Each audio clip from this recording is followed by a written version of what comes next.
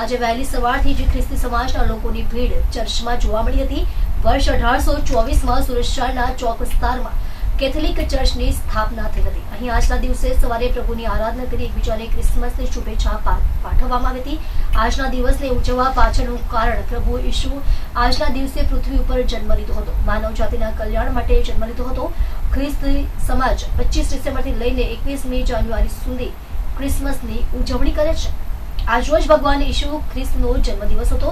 વિશ્વ આખું ભગવાન ઈસુ ખ્રિસ્તના જન્મદિવસની ઉજવણીમાં લાગી ગયું છે। ત્યારે સુરત શહેરની વાત કરીએ તો શહેરના ચોક બજાર ખાતે આવેલા 200 વર્ષ જૂના CNAI ચર્ચમાં ભગવાન ઈસુના મંદિરમાં ખ્રિસ્તી ભાઈ બહેનોએ સમૂહ પ્રાર્થના અને જન્મદિવસની ઉજવણીના ભાગરૂપે પ્રભુ ઈસુના જન્મના ગીતો ગાઈ હર્ષોલ્લાસ સાથે નાતાલની ઉજવણી કરી હતી। આજે સવારે ચર્ચમાં મોટી સંખ્યામાં ખ્રિસ્તી સમાજના લોકો પ્રાર્થના માટે ઉમટી પડ્યા હતા। પ્રભુની આરાધના કરી એકબીજાને ક્રિસમસની શુભેચ્છા પાઠવવામાં આવી હતી। આની સાથે ચર્ચનું બેલ પણ 200 વર્ષ જૂનો છે તે ઇંગ્લેન્ડથી મંગાવ્યું અને અહીંયા લગાવવામાં આવ્યું હતું। આ ઉપરાંત અંગ્રેજોએ અહીંયા 200 વર્ષ જૂનું બાઇબલ પણ મૂકી ગયા હતા। તેટલો પ્રાચીન બાઇબલ છે।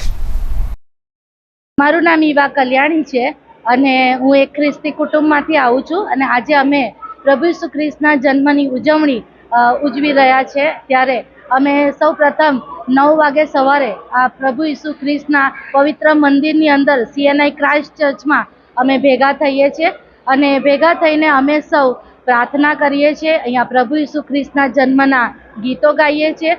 ત્યાર પછી અમારા ચર્ચના જે ફાધર છે એ અમને પ્રભુ ઈસુ ખ્રિસ્તના જન્મને વિશે ટૂંકો સંદેશો પણ આપે છે અને ત્યાર પછી તેઓ પ્રાર્થના કરાવી અમે અહીંયા ચર્ચમાંથી છૂટા પડીએ છીએ અને છૂટા પડીને અમે એકબીજાને મેરી ક્રિસમસ એમ કહીને પ્રભુ ઈસુ ખ્રિસ્તના જન્મની અમે વધામણી એકબીજાને આપીએ છીએ।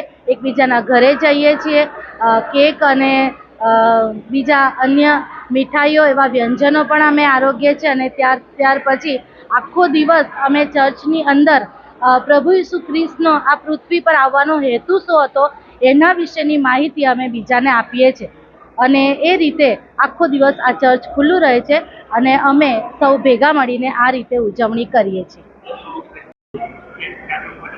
પ્રભુ ઈસુ ખ્રિસ્તના જન્મના નિમિત્તે મારો સંદેશો એ છે કે પ્રભુ ઈસુ ખ્રિસ્ત આ જગતમાં આવ્યા પાપીઓને તારવાને માટે।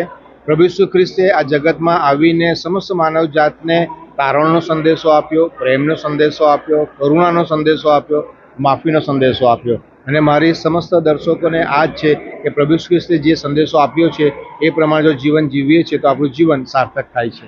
આજે પ્રાર્થના કરી તો કઈ રીતે પ્રાર્થના આજે આ નાતાલના પર્વમાં ક્રિસમસ 25 ડિસેમ્બરે ખ્રિસ્તી શ્રદ્ધાળુઓ સવારે ભક્તિ સભામાં પ્રભુ મંદિરમાં આવે છે, ચર્ચમાં આવે છે અને તેઓ સાથે ભેગા મળીને પ્રભુ ઈસુ ખ્રિસ્તના જન્મના ગીતો ગાય છે, આનંદ ઉલ્લાસ કરે છે, પ્રાર્થના કરે છે અને ત્યારબાદ એકબીજાને મળીને તેઓ શુભેચ્છા પાઠવે છે। કેટલા વર્ષ જૂનું છે, કેટલું જૂનું બાઇબલ આ 200 વર્ષ જૂનું ચર્ચ છે। 1824માં ચર્ચ બાંધવામાં આવ્યું હતું। આજે એને 200 વર્ષ પૂરા થાય છે 2024માં। એ સાથે આ ચર્ચની વિશેષતામાં 200 વર્ષ જૂનું બાઇબલ અહીંયા મૂકવામાં આવ્યું છે।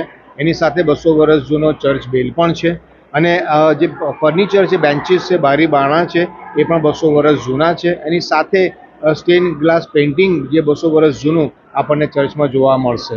છેલ્લો પ્રશ્ન, બેલની શું વિશેષતા હોય, બેલ કેમ લગાવવામાં? ચર્ચ બેલ લગાવવામાં આવ્યો છે, આ 200 વર્ષ જૂનો છે જેને ઇંગ્લેન્ડથી લાવવામાં આવ્યો હતો। ચર્ચ બેલ એ દર રવિવારે જ્યારે આરાધના શરૂ થાય એ પહેલાં વગાડવામાં આવે છે। એક જાણ સારું કે હવે ભક્તિનો સમય શરૂ થઈ રહ્યો છે અને એવરી સન્ડે એને વગાડવામાં આવે છે।